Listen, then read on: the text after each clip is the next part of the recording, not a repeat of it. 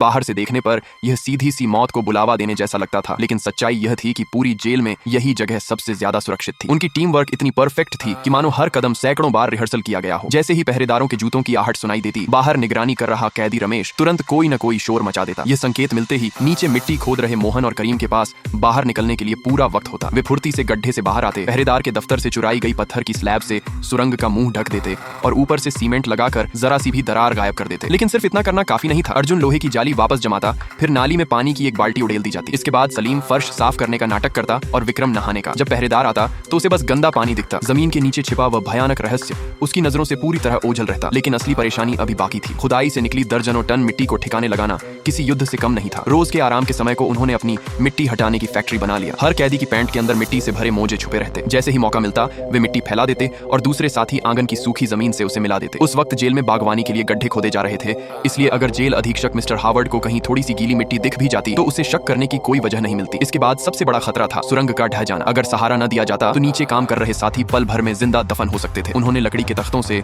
सुरंग को सहारा देने की योजना बनाई। जेल की इमारत लकड़ी की बनी थी, लेकिन वे हर कमरे के कोने से बस एक दो तख्ते ही निकाल सकते थे। ज्यादा निकालते तो पकड़े जाना तय था। लकड़ी जुटाने के लिए उन्होंने बिस्तरों के तख्ते तक नहीं छोड़े। कुछ बेखबर कैदी जब बैठते तो अचानक धड़ाम से गिर पड़ते। उन्हें जरा सा भी अंदाजा नहीं था कि उनका बिस्तर आजादी की सीढ़ी बन चुका है। जैसे जैसे सुरंग गहरी होती गई, ऑक्सीजन की कमी एक नया दुश्मन बनकर सामने आई। इसे हराने के लिए उन्होंने एक देसी धौंकनी बनाई। खाने के बाद बचे टिन के डिब्बों को जोड़ जोड़कर हवा की पाइपलाइन तैयार की गई। वह धौंकनी किसी दिल की तरह लगातार धड़कती रही, जमीन के नीचे जिंदगी की सांसें भेजती रही। अब हर समस्या का हल निकल चुका था और खुदाई की रफ्तार तेज होती चली गई। कुछ ही समय में 100 मीटर से ज्यादा लंबी सुरंग तैयार हो गई। उसी दिन अमेरिका का स्वतंत्रता दिवस था और उनके लिए वह दिन आजादी का सपना था जिसे वे अनगिनत बार मन ही मन जी चुके थे। कुछ साथियों ने रसोई से आलू चुरा लिए और चालाकी से आलू के पकौड़े बना लिए। वे आंगन में जश्न मनाने वाले थे, आने वाली नई जिंदगी का स्वागत करने के लिए। हर किसी को लग रहा था कि आजादी की देवी ने अपनी बाहें फैला दी हैं। लेकिन किस्मत को सबसे ज्यादा मजा तब आता है जब इंसान सबसे ज्यादा खुश होता है। उसी पल जेल अधीक्षक हावर्ड अपने आदमियों के साथ बैरक में आ घुसा। अफरा तफरी में एक पहरेदार जॉन के हाथ से गर्म पानी की केतली गिर पड़ी। किसी ने सोचा भी नहीं था कि वही मामूली सी गर्म पानी की धार फर्श की दरारों से होती हुई सीधी नीचे सुरंग में जा पहुंचेगी। साफ पानी बेरहमी से रास्ता दिखाता चला गया और उसी के साथ उनकी सारी उम्मीदें, सारे सपने पल भर में बुझ गए।